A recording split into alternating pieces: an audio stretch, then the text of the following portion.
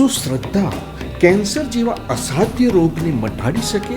શું આજે પણ કોઈ એક એવું ગામ છે જ્યાં એક પણ ઘર પાકું નથી, જ્યાં ગામમાં કોઈ પણ વ્યસનનું નામો નિશાન નથી?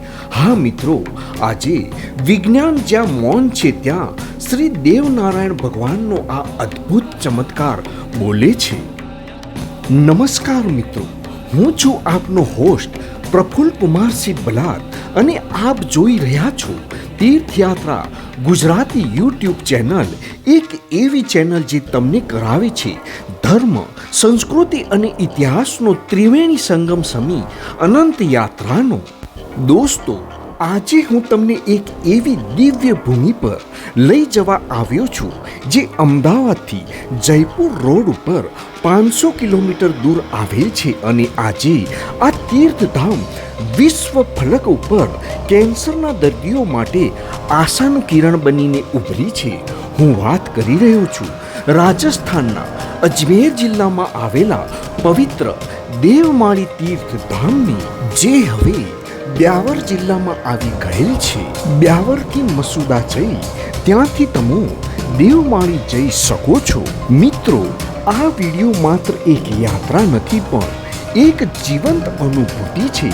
આજના આ વિશેષ વિડીયોમાં આપણે જોઈશું ભગવાન શ્રી દેવનારાયણના એ પ્રાચીન મંદિરના દર્શન જે ડુંગરની ટોચે બિરાજમાન છે, ભૈરવ દાદાની પરિક્રમા અને પવિત્ર ઝાડા પાછળનું રહસ્ય, જેનાથી હજારો લોકોના કેન્સર મટ્યા હોવાના સેકન્ડો દાવા થાય છે, જેની સંપૂર્ણ વિધિની સંપૂર્ણ માહિતી, અને એક એવું અદ્ભુત ગામ જ્યાં આધુનિક યુગમાં પણ લોકો માટીના ઘરોમાં રહીને વ્યસન મુક્ત જીવન જીવે છે. દોસ્તો, મારી આપને ખાસ વિનંતી છે કે આ 23 મિનિટના વિડીયોને સ્કીપ કર્યા વગર અંત સુધી જોજો. કદાચ આ માહિતી તમારા કોઈ સ્વજન કે જરૂરિયાતમંદ માટે જીવતદાન સાબિત થઈ શકે છે. જો તમે અમારી ચેનલ પર નવા હોવ તો સબસ્ક્રાઇબ કરવાનું ભૂલતા નહીં. તો ચાલો મારી સાથે તૈયાર થઈ જાઓ એક અવિસ્મરણીય અને પ્રેરણાદાયી યાત્રા માટે. જય શ્રી દેવ નારાયણ ભગવાન.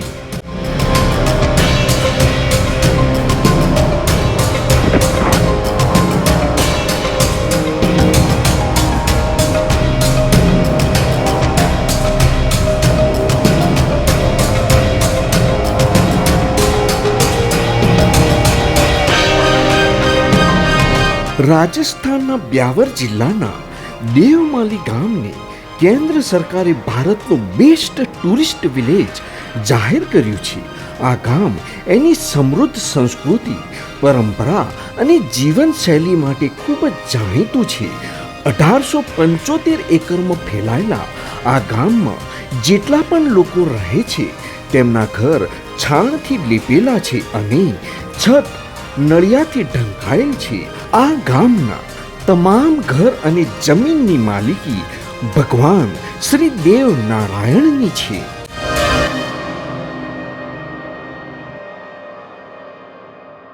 મિત્રો, ઘણા ભક્તો પૂછે છે કે અહીં કેન્સરના દર્દીને ઝાડો એટલે કે પવન કઈ રીતે લગાવાય છે? તો તેની વિધિ ખૂબ જ સરળ અને સાત્વિક છે. અહીં કોઈ બાહ્ય આડંબર નથી. પવિત્ર મોરપીંછ દ્વારા, અહીંના ભુવાજી દ્વારા દર્દીના રોગિષ્ટ ભાગ ઉપર ઝાડો નાખવામાં આવે છે. પણ યાદ રાખજો, આ ઝાડો ત્યારે જ અસર કરે છે જ્યારે તમે ભગવાનને આપેલું વચન નિભાવો છો. તમારે આજીવન વ્યસનોથી દૂર રહેવું પડશે અને સંપૂર્ણ શાકાહારી બનવું પડશે. શ્રદ્ધા એ જ અહીંની સૌથી મોટી દવા છે. મંદિરના પૂજારી કે ભક્ત દ્વારા ભગવાન દેવ નારાયણનું સ્મરણ કરીને મોરપીંછ અથવા હાથથી દર્દી પર મંત્ર બોલીને ઝાડો નાખી આશીર્વાદ આપવામાં આવે છે. જ્યાં વિજ્ઞાનની મર્યાદા પૂરી થાય છે ત્યાંથી ભગવાન શ્રી દેવ નારાયણની કરુણા શરૂ થાય છે. દેવમાળીની પવિત્ર રજમાં એ શક્તિ છે જે અસાધ્ય રોગોને પણ જડ મૂળથી ઉખેડી નાખે છે. દેવમાળી એટલે એક એવું ધામ જ્યાં આજે પણ ભક્તોના ડૂબતા શ્વાસને ભગવાન શ્રી દેવ નારાયણના આશીર્વાદથી નવું જીવન મળે છે. અહીંની પવિત્ર મોર પીંછથી ઝાડાની વિધિ શરૂ કર્યા પછી અને આજીવન દર્દીએ માંસ, માછલી કે ઈંડાનો ત્યાગ કરવો પડે છે. બીડી, સિગારેટ, તમાકુ કે દારૂ જેવા તમામ વ્યસનોનો સંપૂર્ણ ત્યાગ અનિવાર્ય છે. માનવામાં આવે છે કે વ્યસન ચાલુ રાખવાથી વિધિની અસર થતી નથી. મન અને વચનથી શુદ્ધ રહેવું, કોઈનું ખરાબ ન ઈચ્છવું અને સતત પ્રભુમાં ધ્યાન રાખવું. આ પરેજી કોઈ થોડા દિવસ માટે નથી પણ આજીવન પાળવાની હોય છે. જો દર્દી સાજો થઈ ગયા પછી ફરી વ્યસન શરૂ કરે તો બીમારી પાછી આવવાનો ભય રહે છે તેવી લોકવાયકા છે. દેવમાળીમાં કેન્સર મુક્તિ માટે વ્યસન મુક્તિ અને શાકાહાર એ જ મુખ્ય શરત છે. દેવમાળી તીર્થધામે મોરપીંછથી પવિત્ર ઝાડો લગાવવા પ્રથમવાર આવનાર દરેકે આ વાત ફરજિયાત ધ્યાને રાખવી, યાદ રાખવી. જેઓ પહેલીવાર આવવા પર દર્દીએ પવિત્ર મોરપીંછથી 3 દિવસ 3 ઝાડો એટલે કે પવન લગાવવાનો હોય છે. એક દિવસમાં ફક્ત એક જ ઝાડો લગાવવામાં આવશે. 3 ઝાડો લગાવ્યા પછી 3 મહિના સુધી દર મહિને ફક્ત એક જ ઝાડો અહીં લગાવવામાં આવશે. પવિત્ર મોરપીંછથી દરેક ઝાડો લગાવ્યા પછી 3 દિવસ નીચે વિશાળ દરવાજા પાસે ભૈરુજી મહારાજની 3 પરિક્રમા કરવાની રહેશે અને ડુંગર ઉપર ભગવાન શ્રી દેવ નારાયણને નમન કરી દર્શન કરવાના રહેશે. દર્દીથી શારીરિક રીતે 3 પરિક્રમા ના થાય કે ડુંગર ઉપર ભગવાન શ્રી દેવ નારાયણના દર્શન ના થાય તેમ હોય તો તેના બદલે તેના સગાએ આ પરિક્રમા પૂર્ણ કરવાની હોય છે અને ડુંગર ઉપર ચડી દર્શન કરવાના હોય છે.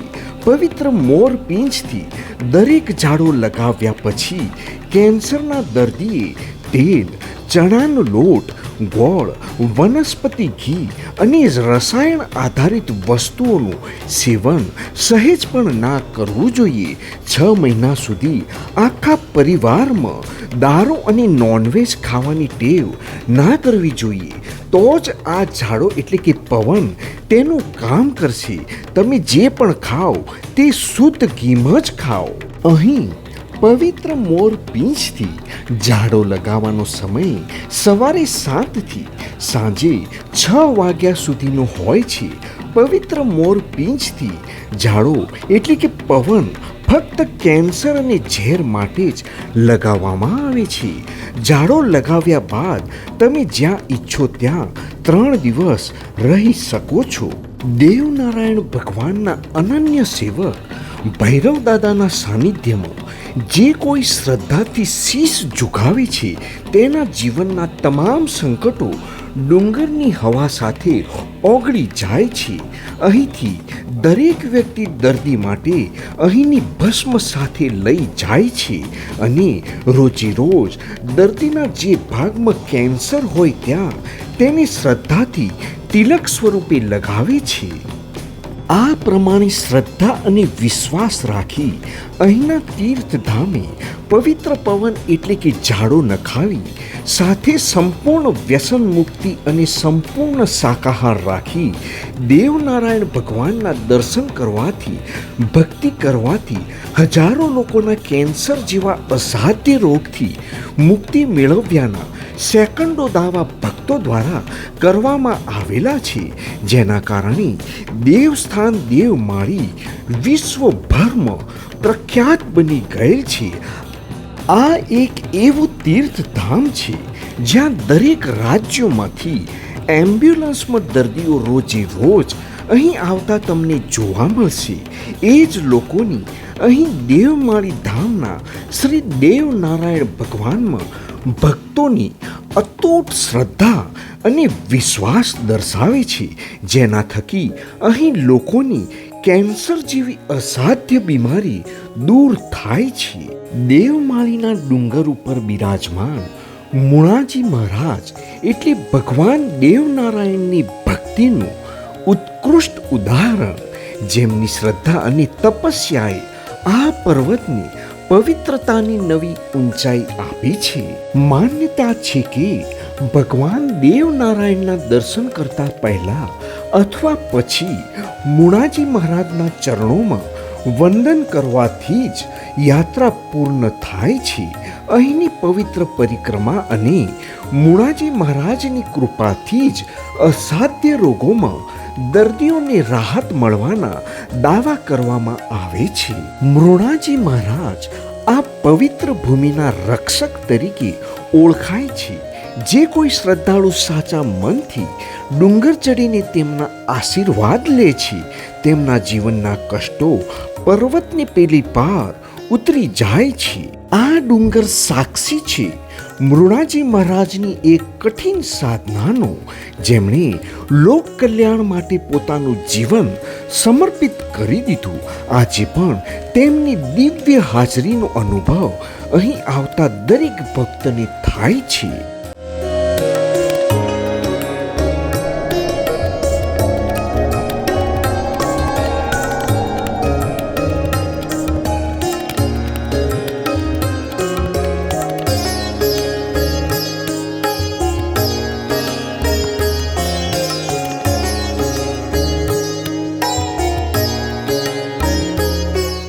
જ્યારે તમે ડુંગરની ઊંચાઈ પર બિલિકાના સાનિધ્યમાં પહોંચો છો, ત્યારે પવનની લહેરથી પણ જાણે ભક્તિના મંત્રો બોલતી હોય તેવું લાગે છે. આ એ પવિત્ર સ્થાન છે જ્યાં સમય થંભી જાય છે અને માત્ર પ્રભુની હાજરીનો અહેસાસ બાકી રહી જાય છે. આ માત્ર પથ્થરોનું મંદિર નથી, પરંતુ વર્ષોની તપસ્યા અને અતૂટ શ્રદ્ધાનું પ્રતીક છે. બિલા અને બિલિકાની શક્તિ આજે પણ આ ડુંગરના કણે કણમાં મહેસૂસ થાય છે, જે ભક્તોને આધ્યાત્મિક શાંતિનો અનુભવ કરાવે છે. ગામના વડીલોનું માનવું છે કે બિલા બિલિકા દેવ આખા દેવમાળી ગામની રક્ષા કરે છે. ડુંગરની ટોચ પરથી તેઓ આખા પંથક પર પોતાની કૃપા દ્રષ્ટિ રાખે છે અને અહીં આવતા દરેક દુખિયારાના દુઃખ દૂર કરે છે. આ મંદિરની વિશેષતા તેની સાદગીમાં છે. ભલે આધુનિક જાગ જમાણ ન હોય, પણ અહીંની પ્રાચીન મૂર્તિઓ અને શાંત વાતાવરણમાં જે દિવ્યતા છે તે દુનિયાના કોઈ પણ ખૂણે જોવા મળતી નથી.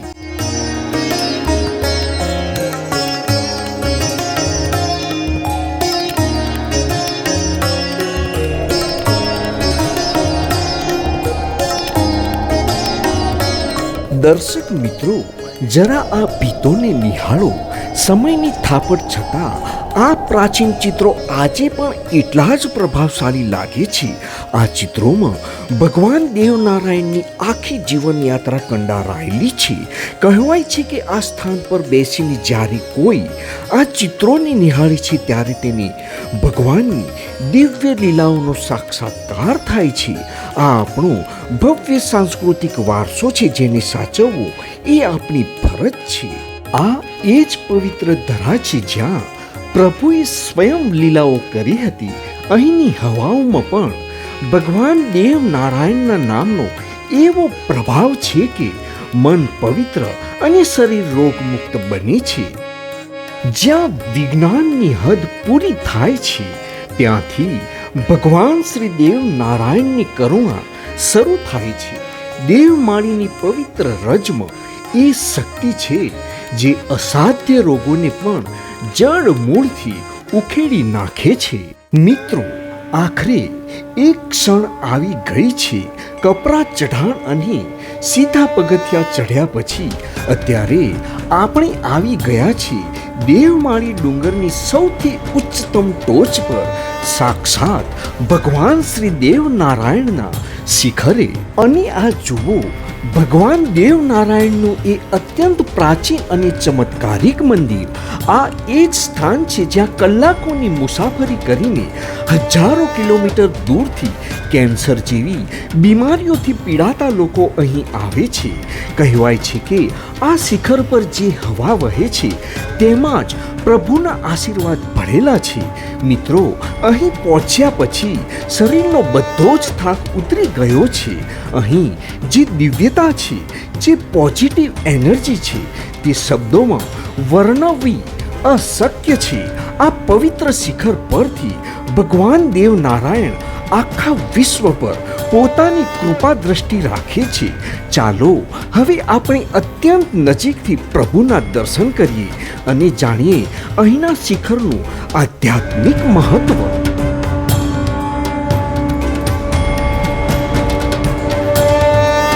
મિત્રો, શિખર ઉપર મંદિરના પ્રાંગણમાં તમે આ અદ્ભુત મૂર્તિ જોઈ રહ્યા છો, જેમાં એક માતા પોતાના બાળકને ખોળામાં લઈને બેઠા છે. આ મૂર્તિ છે માતા સાડુની અને તેમના ખોળામાં બિરાજમાન બાળક એટલે સ્વયં ભગવાન દેવનારાયણ. માતા સાડુની ભક્તિ અને તપસ્યા એટલી અટલ હતી કે ભગવાન વિષ્ણુએ સ્વયં તેમને ત્યાં પુત્ર સ્વરૂપે અવતાર લેવાનું વચન આપ્યું હતું. કહેવાય છે કે જ્યારે દેવનારાયણ ભગવાનનું પ્રાગટ્ય થયું ત્યારે માતા સાડુએ જ તેમની પ્રાથમિક રક્ષા કરી હતી.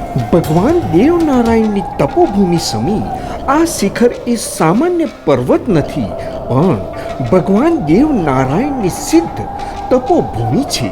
આધ્યાત્મિક માન્યતા છે કે જ્યારે ભગવાન પૃથ્વી પર અવતાર લે છે ત્યારે તેઓ આવા નિર્જન અને ઊંચા સ્થાનો પર પોતાની યોગ શક્તિને કેન્દ્રિત કરે છે.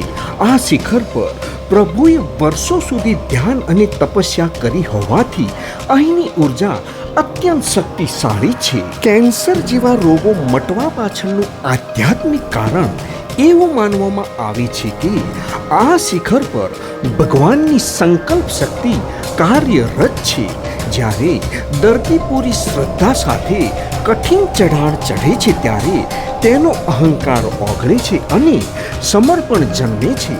આ સમર્પણ જ શરીરમાં રહેલી પ્રાણ શક્તિને જાગૃત કરે છે, જે રોગ સામે લડવામાં મદદ કરે છે. આ એ જ સ્થાન છે જ્યાં ભગવાન દેવનારાયણ બ્રહ્માંડની શક્તિઓ સાથે અનુસંધાન કર્યું હતું.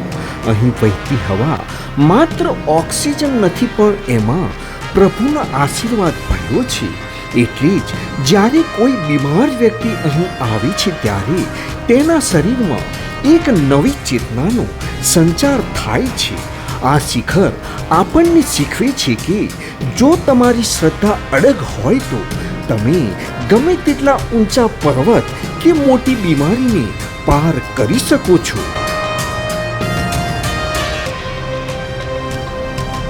જરા અહીંથી નીચે નજર તો કરો. આખું દેવમાળી ગામ અહીંથી કોઈક સ્વર્ગ જેવું દેખાય છે. એ માટીના ઘરો, એ લીલાછમ ખેતરો અને આ અફાટ શાંતિ, એવું લાગે છે કે જાણે આપણે પૃથ્વીના આસમાનને અડી રહ્યા છીએ. અહીં વહેતો પવન જાણે કાનમાં જય દેવનારાયણના મંત્રો બોલી રહ્યો હોય તેવો અહેસાસ થાય છે. તમને એ જાણીને મહાન આશ્ચર્ય થશે કે દેવમાળી ગામવાળાઓના પોતાના નામે જમીનના એક પણ ડોક્યુમેન્ટ્સ નથી, કારણ કે તેઓ બધા એવું માને છે કે આ જમીન સ્વયં તેમના ભગવાન શ્રી દેવનારાયણની છે. આખા ગામમાં ભગવાન દેવનારાયણનું મંદિર અને સરકારી ઓફિસના જ સ્ટ્રક્ચર પાકા છે. અહીં મોટી સંખ્યામાં ટુરિસ્ટ આવતા હોવા છતાં એકે ઘરને તાળું નથી. દેવમાળી ગામમાં કોઈ માંસાહાર કે દારૂનું સહેજ પણ સેવન નથી કરતું. ત્યાં કેરોસીનના ઉપયોગ પર પણ સંપૂર્ણ પ્રતિબંધ છે.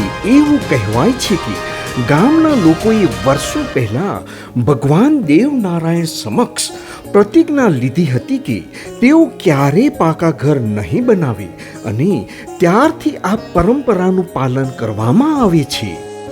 તો મિત્રો, આજે આપણી સાથે મળીને અનુભવ્યા દેવમાળી ધામના એ અદ્ભુત ચમત્કારો જે આજે પણ આ કળિયુગમાં જીવંત છે.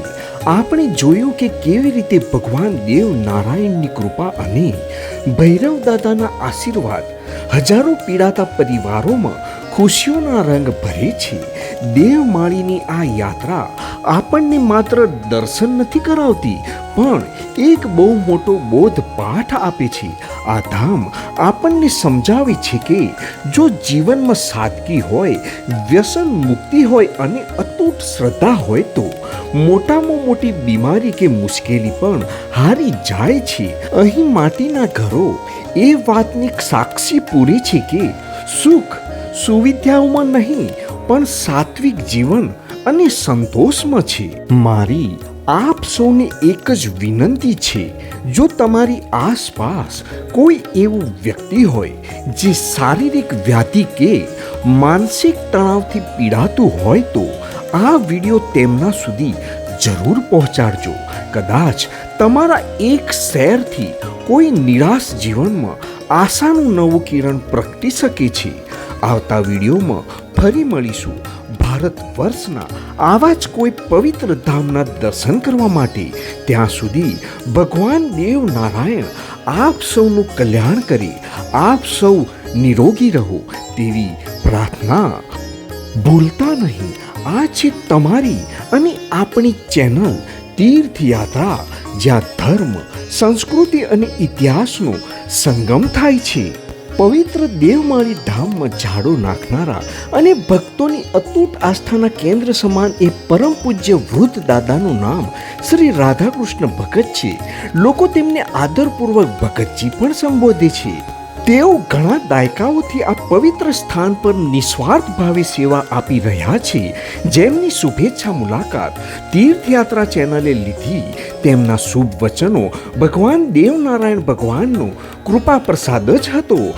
હાલમાં તેમના પરિવારજનો પવન નાખવાનો સેવા યજ્ઞ કરી રહ્યા છે. મિત્રો, અત્યારે આપણે જેમની સાથે છીએ તે છે દેવમાળી ધામના પરમ સેવક પરમ પૂજ્ય શ્રી રાધા કિશનજી બોપાજી, જેઓ પોતે 90થી વધુ વર્ષના છે. જેમની આંગળી પકડીને હજારો દર્દીઓએ મોતના મુખમાંથી પાછા ફરીને નવું જીવન મેળવ્યું છે. દાદાની વાણીમાં જે મીઠાશ અને હાથમાં જે દિવ્યતા છે તે સાક્ષાત ભગવાન દેવ નારાયણની કૃપાનું જ ફળ છે. વડાપ્રધાન શ્રી નરેન્દ્રભાઈ મોદીએ શ્રી દેવનારાયણ ભગવાનના 1111માં પ્રાગટ્ય ઉત્સવ સમયે ભીલવાડા પાસે મુલાકાત લીધી હતી અને દેવમાળી ધામ સાથે જોડાયેલા ગુર્જર સમાજ અને આ પરંપરાના તેઓ ખૂબ જ પ્રશંસક રહ્યા છે. સેલિબ્રિટીઝ અહીં ખાસ કરીને દેવ અગિયારસ કે ભાદરવી છઠ જેવા મોટા મેળા કે ઉત્સવો સમયે વધુ જોવા મળે છે. તો મિત્રો, આવા જ એક નવા વિડીયો સાથે ફરીથી મળીશું. જય દેવ નારાયણ, જય ભૈરવ દાદા. આભાર.